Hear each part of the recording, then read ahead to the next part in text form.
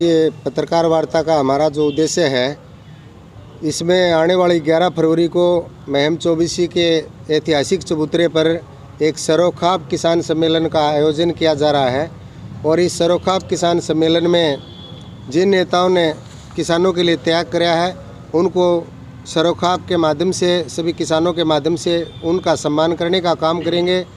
और जो किसान विरोधी नेता हैं, आज भी जो काले कानूनों के हक में बोलते हैं, उनके खिलाफ कठोर से कठोर निर्णय लिए जाएंगे। इसमें सभी खापों के नेता पहुंचेंगे और हमारी हरियाणा सरोखाब सर्वजातीय युवा पंचायत और जो सरोखाब पंचायत महम चौबीसी संयुक्त रूप से इसका आयोजन कर रहे हैं। सभी खापे इसमें भाग लेंगे, सभी किसान साथी इसमें सरोखाब के हमारे प्रधान तुलसी जी बताएंगे बाकी विस्तार से। बस जो सतीश राठी जी ने बताया, इसी प्रकार का कार्यक्रम है। और उत्तर भारत की सभी खाप पंचायतें जो स्वाभाविक है कि सभी किसानों के हक में हैं, सभी सम्मिलित होंगे, सभी प्रतिनिधि सम्मिलित होंगे। और जिन भी राजनीतिक नेताओं ने या सामाजिक लोगों ने इसमें अपनी मुख्य भूमिका में रहे हैं, उनको सबको हमारे इस महम चौबीसी सरोखाब पंचायत के इस प्लेटफॉर्म पर उनको सम्मानित करने का काम करेंगे। और आगे किसान की किस प्रकार से ये 3 काले कानून और MSP के लिए कानून बने और ये काले कानून ख़त्म किए जाएं, इस पर बैठ के निर्णय लिया जाएगा। सबकी अपनी बैठ करके विचार लेकर के आगे क्या निर्णय लें, किस प्रकार से दिल्ली के चारों तरफ जो हमारे धरने हैं उनको मजबूत बनाएं, उन नेताओं को मजबूती दें, इस पर बैठ करके चर्चा की जाएगी। कोई राजनीतिक बड़ा नेता भी आएगा? नहीं, राजनीतिक सभी से राजनीतिक जिन भी लोगों ने 2-3 तो विधायकों ने इसमें दिया है इस्तीफ़ा, विधायकी से दिया है, और भी कई लोगों ने चेयरमैन पद से इस्तीफ़ा दिया है। जो भी किसान के हक में अपने लाभान्वित होने वाले पदों को छोड़ करके किसान के हक में आए हैं, उन सभी लोगों को बुलाया जाएगा। तो इसमें राठी साहब कोई किसान नेता भी बुलाया गया है, जैसे टिकैत साहब हैं या चडोली साहब हैं जो? इसमें हमारी जो सरोखाब पंचायत है सारे किसान नेताओं को आमंत्रित करेगी। और हमें आशा है, चाहे उसमें चुडूनी साहब हों, चाहे टिकैत जी के प्रतिनिधि हों, चाहे कोई और दूसरे साथी हों, मैक्सिमम किसान नेता इसमें सम्मिलित होंगे और सरोखाब उनको आमंत्रित करें। केंद्र सरकार है, केंद्र सरकार कृषि जो 3 विधेयक हैं इनको किसानों के पक्ष में बता रही है, जबकि किसान विरोध कर रहे हैं। तो अगर आपका क्या नजरिया है? अगर ये तीनों काले कानून इतने किसान के पक्ष में होते तो किसान आज इतना पढ़ा लिखा है, कभी का सरकार की बात मान चुका होता। ये तीनों काले कानून किसान के लिए एक डेथ वारंट है। जब तक ये तीनों काले कानून वापस नहीं होते, तब तक किसान घर वापसी नहीं करेगा। तो कहीं ना कहीं आपको ये नहीं लगता कि इसमें जो राजनीतिक लोग हैं वो घुस गए अपना फ़ायदा देख रहे हैं किसानों के? मैं इस पर बताना चाहूँगा। देखो जी, राजनीति कोई बुरी नहीं है। राजनीति इस देश की दिशा और दशा तय करती है। हम तो कह रहे हैं कि अच्छी राजनीति सभी करिए। अच्छी राजनीति करने वाले घुसने का क्या मतलब है? ये तो भाजपा की भाषा बोल रहे हो पत्रकार साथी आप। जो हम तो चाहते हैं कि ज़्यादा से ज़्यादा राजनीतिक लोग इसमें आएँ और किसानों के पक्ष में खड़े हों। और मैं तो मोदी जी को भी आमंत्रित करता हूं, मोदी जी आपको भी इन्हीं किसानों ने 85% डायरेक्ट और इनडायरेक्ट फार्मर्स हैं इंडिया में, उन्होंने आपको बहुमत तक लेकर गए हैं। आप भी इनके पक्ष में आइए, क्यों झूठे प्रपंच रच रहे हैं? आपने हर वर्ग को बांटने का काम किया है। अब किसानों को भी आपके प्रवक्ता जो बैठे हैं भारतीय जनता पार्टी के, वो कहीं ना कहीं ये कहते हैं कि ये फर्जी हैं और ये सही हैं किसान। आपने किसानों में भी सर्टिफिकेट देने का काम कर दिया। ये सर्टिफिकेट की मशीन अब नहीं चलेगी, क्योंकि पूरे भारतवर्ष का जन जागरण ये के माध्यम से सभी लोगों तक ये बात पहुंच चुकी है कि ये जो मोदी सरकार है ये किसान विरोधी है। और न केवल किसान विरोधी है, क्योंकि किसान के विपक्ष में तो अभी ये कानून बने हैं। आने वाले समय में ये आम जितने लोग हैं उनके लिए बड़े महंगे का सौदा बनेगा और इस सरकार के लिए घाटे का सौदा बनेगा। तो राजनीतिक लोग ज़्यादा से ज़्यादा आएँ, सामाजिक लोग ज़्यादा से ज़्यादा आएँ, धार्मिक लोग ज़्यादा से ज़्यादा आएँ। मैं तो यही आप पत्रकार साथियों के माध्यम से निवेदन करूँगा और मोदी जी को भी सद्बुद्धि मिले। तो पहले क्या कारण था सर? पहले जैसे जो राजनीतिक लोग थे उनको स्टेज पर भी चढ़ने नहीं दिया जा रहा था जी, अब वो स्टेज पर भी चढ़ने लगे। क्या कहीं ना कहीं ये तो नहीं लगने लगे? किसान मोर्चा तो देखिए, वो किसी भी राजनीतिक नेता को स्टेज पर ना तो चढ़ने की इजाजत है और ना चढ़ने देगा। जो वहाँ संयुक्त किसान मोर्चा है, तो चाहे कुंडली बॉर्डर हो, चाहे सिंगू बॉर्डर हो, चाहे गाजीपुर बॉर्डर हो, अब तक किसी भी राजनेता को स्टैंड साझा नहीं किया है। सब ये नीचे जाके किसानों को अपना समर्थन दे के आते हैं। अब तक ऐसा नहीं हुआ और आगे भी नहीं होगा। लेकिन फोटो वायरल हुए जो मैम फोटो तो नीचे आए, जो नीचे बैठ के मुलाकात करेंगे उनका फोटो तो मीडिया या और पत्रकार बंधु वायरल करते हैं, उनको कौन रोकेगा। नहीं, नीचे बैठे बगैर स्टेज के फोटो देखिए वायरल हुए। देखिए आपने बिल्कुल देखा नीचे एक मिनट रोकना भाई।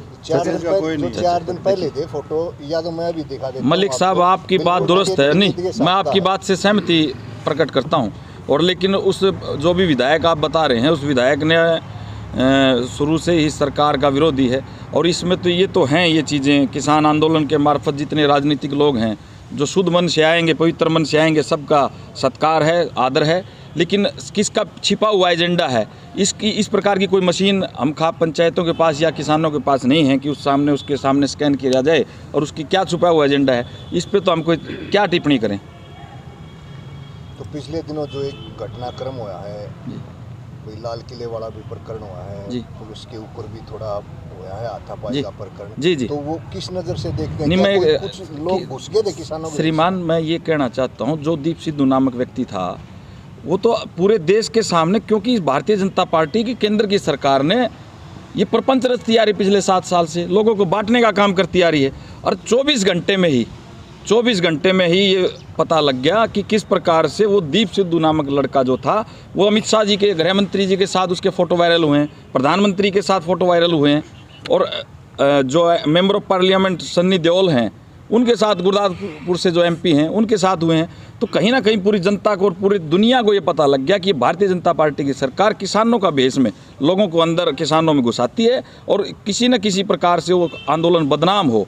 और उन्होंने वो कोशिश कर भी थी, लगभग सफल हो भी गई थी, लेकिन ये तो परमात्मा ने ये फ़ोटो वायरल कर दिए, जिसकी वजह से पूरी दुनिया के सामने ये हो गया कि भारतीय जनता पार्टी की सरकार है जो किसान आंदोलन को बदनाम करने के मार्फत इस प्रकार का ये इवेंट करवाया गया था। जो भी बॉर्डर है जी, किसानों को रोकने के लिए वहाँ कटीली तारें लगा दी गई हैं जी, 7 लेयर की बैरिकेड है जी। तो किस एंगल से देखते हैं? क्या कोई सरकार की योजना तो नहीं है भाई लंबा लड़ाई? नहीं, ये कोई किसी पर नहीं आ गई है मलिक साहब, ये किसी प्रकार की योजना नहीं। इन्होंने हर हथकंडा अपनाया। सबसे पहले खालिस्तानी कहा, फिर इन्होंने SYL का मुद्दा उठाया, कहीं हरियाणा प्रदेश के और पंजाब के बीच में झगड़ा बनता रहे। तो इसी प्रकार का अब इन्होंने फिर 26 जनवरी वाला ये इवेंट करवाया। जब कोई भी इनका हथकंडा नहीं चला तो अब इन्होंने ये एक दुस्साहस किया है कि किसी प्रकार से जो जनसाधारण है वहाँ का वो तकलीफ़ पाए और उनके बीच में ये संघर्ष बन जाए कि आम जो साधारण वहाँ का जो मौजूदा है और जो किसान आंदोलन में किसान आए हैं उनके बीच में संघर्ष पैदा हो। लेकिन कल आपने वीडियो वायरल हुए हैं, उसमें पता भी लगा होगा, टिकरी बॉर्डर पे जिसका पेट्रोल पंप है वो युवक आया सामने और उसने कहा 10 लाख महीने का मुझे घाटा हो रहा है, लेकिन उसके बावजूद भी क्योंकि मेरा दादाजी किसान थे और इन किसानों की नस्लों के लिए, ये अगली नस्ल के लिए और फसल के लिए यहाँ आए हुए हैं, तो मेरा ये 10 लाख का घाटा का जो सौदा है मैं इसको भी दरकिनार करते हुए मैं इसे सहने के लिए तैयार हूँ और ये योजना भी उनकी विफल होगी सरकार की। इस प्रकार की हमें अपेक्षा है। अगर यही पोजीशन रही, किसान भी अपनी जिद पे अड़े रहे, भाई कृषि कानून वापस लो तभी घर जाएंगे, सरकार भी अड़ी रही, तो इसमें भविष्य कैसे होगा? नहीं इसी बिल्कुल आपने बिल्कुल अब आप पॉइंट पे आए हैं।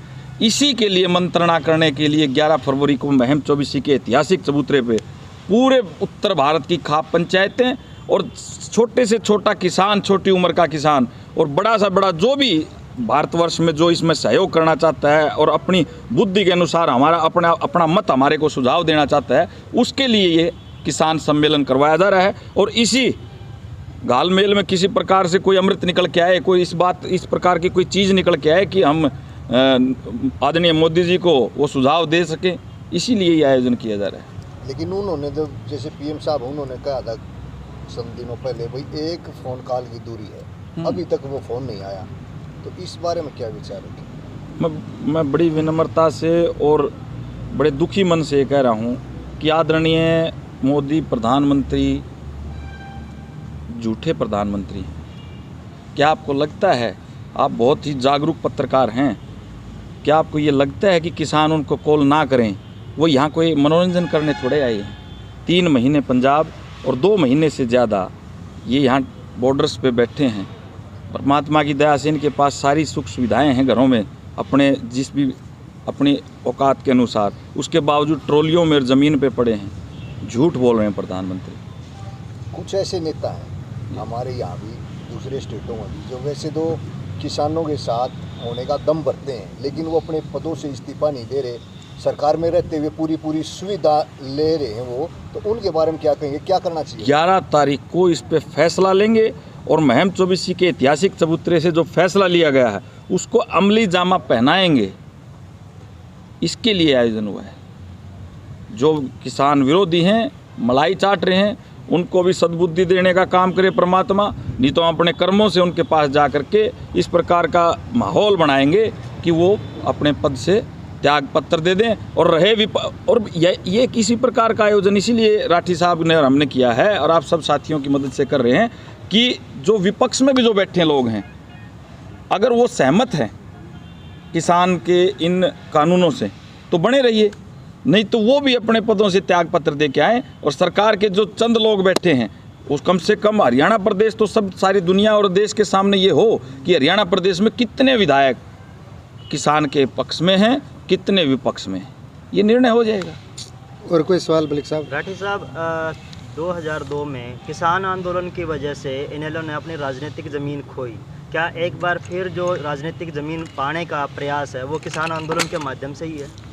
देखिए, आज के दिन एक राजनीतिक ज़मीन पाने का प्रयास नहीं है, ये सही रूप में तो कहा जाए जिस प्रकार से चौधरी देवीलाल जी किसानों के लिए कोई भी बड़े से बड़ा पद त्याग करने के लिए तत्पर रहते थे, आज अभय सिंह ने चौधरी देवीलाल का असली राजनीतिक वारिस होने का परिचय दिया है। और उन्होंने ये वोट या राजनीति या पार्टी को ऊपर उठाने के लिए नहीं, असली मन से उन्होंने इस चिंतन के साथ दिया है कि एक्चुअल रूप में चौधरी देवीलाल परिवार और खासकर भाई अभय सिंह चौटाला जी किसानों के लिए सदैव बड़े से बड़ा त्याग करने के लिए तैयार रहते हैं और वो उन्होंने करके दिखाया। और उसी लिए महम चौबीसी और ये सरोखा पर सभी किसान साथियों ने मिलकर भाई अभय सिंह चौटाला जी को भी और भी कोई त्याग करके आना चाहे उसका भी सम्मान करने का जो 11 फरवरी को फैसला लिया गया है। और जो आज भी विरोध में खड़े हैं किसानों के, उनको कड़े से कड़ा उनके खिलाफ कोई निर्णय लेने का भी उस दिन हम फैसला करेंगे। जब बाकी नेताओं से बात की गई है तो उनका कहना है कि अगर इसी तरीके से त्यागपत्र देते चले जाएगा विपक्ष तो फिर वो संसद और विधानसभा में कमज़ोर पड़ जाएगा और जो बीजेपी है वो मजबूत हो जाएगी। आज संसद और विधानसभा में विपक्ष है कहाँ? अगर विपक्ष में किसानों की आवाज़ उठाने के लिए कोई नेता था तो वो अभय सिंह चौटाला जी था।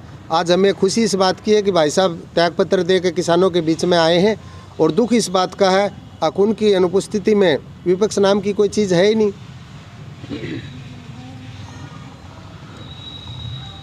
और कोई? ये जो इंटरनेट बंद किए गए हैं इस पर भी कुछ बोलना चाहिए? भाई साहब क्या बोलना, वो तो उसी दिन बोल लेंगे क्योंकि जो हमारा कार्यक्रम है वो उसी पे है सारा। वाईफाई लगाओ। नहीं चले सारे ये डिजिटल इंडिया यही है मोदी जी का, दूसरी भाषा मत।